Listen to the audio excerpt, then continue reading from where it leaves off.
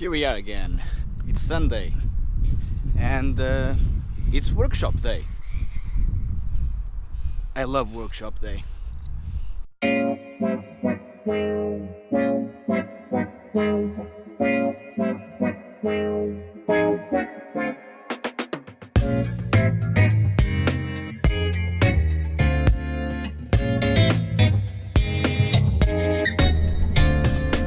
On my way to the academy. As you know, I love Sundays because Sunday is when I teach my workshop, my weekly workshop. Every month we tackle a different subject. This month we've been talking about stick control, and today is the last workshop on stick control, and we will revisit flams. I'm really looking forward for the next two workshops, which are the last two of the year. So next week and the week after, we are gonna talk and discuss and analyze the king of funk, the godfather, James Brown. We will learn two drum beats that became not only legendary drum parts for drummers, but one of the most sampled drum beats ever. So we will of course be studying Clyde Stubblefield and John Jabbo Starks, and it will be funky. On more good news, I'm really looking forward to seeing Rob Hirons again. Don't forget, we are hosting a drum clinic with the men on December 14th. I will be co-hosting. I will be the connecting tissue between the audience and Rob by asking questions. So we will be a drum clinic / Q&A conducted by myself. So that's going to be very exciting. It's a new format that I'm exploring, and I really enjoyed when we did that with Hugo Denis a couple weeks ago. It worked really well because it made the connection a lot smoother, and it took off the pressure, or it took the pressure off the audience. They still asked questions, but I was kind of leading the way, which worked well. Enough for good news. Let's get to the academy and teach.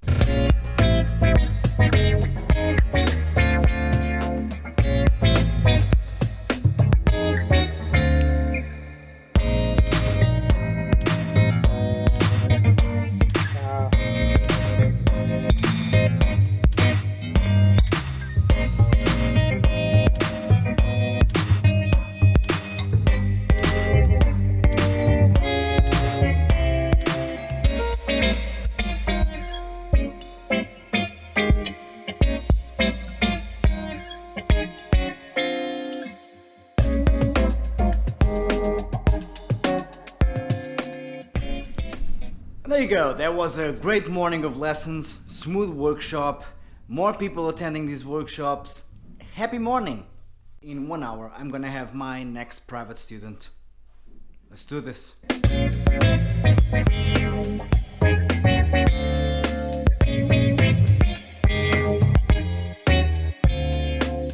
And there you go, it's 5:45 p.m. and I'm done teaching for the day. That's rare. I think I'm gonna enjoy a good solid hour of practice.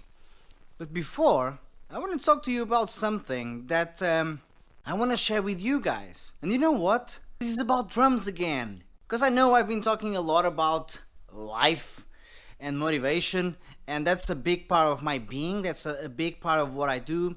But today let's talk about drumming.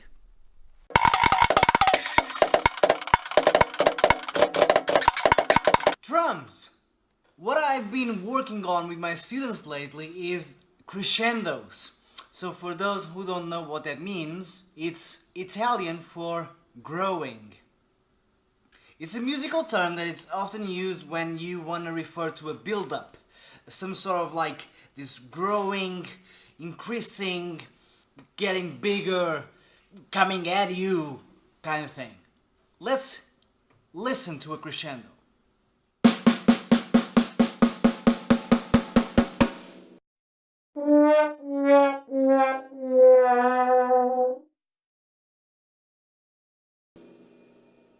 There, that's the crescendo. Okay, so what do I want to talk about?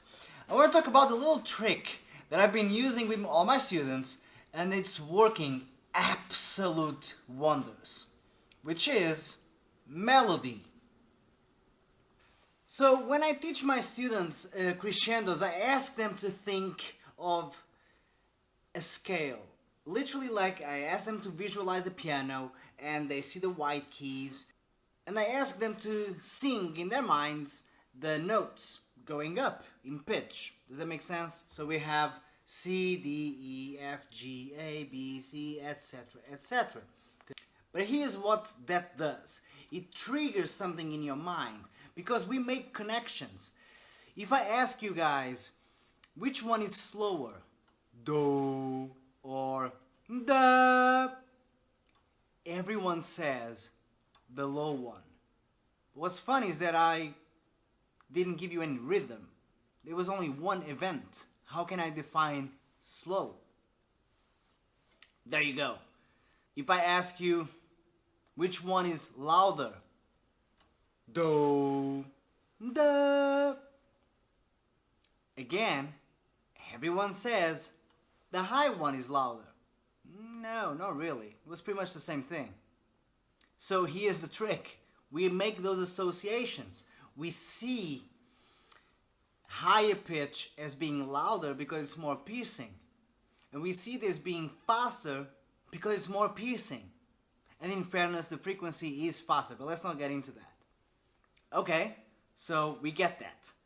We make that connection. So let's use that to our advantage when playing dynamics. Think melodically.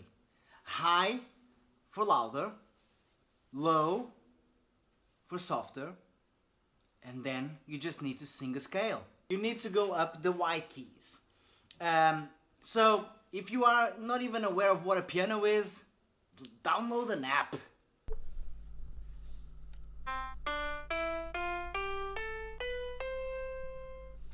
Get it? It's a crescendo.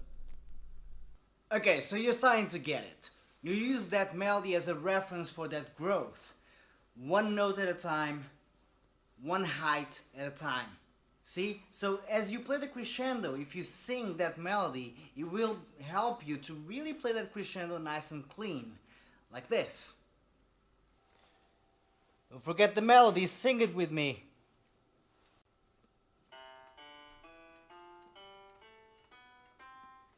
Etc. So it goes like this.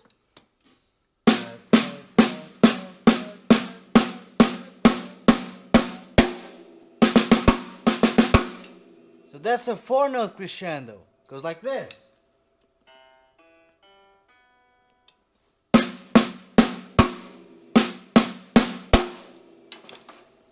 So let me ask you, don't you start hearing the melodies even when I play it?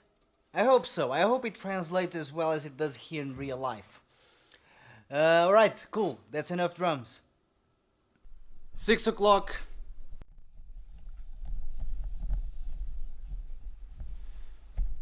It's time to go home.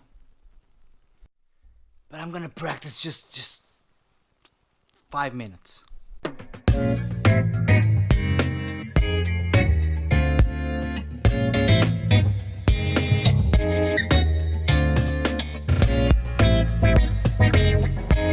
Okay, let's go home.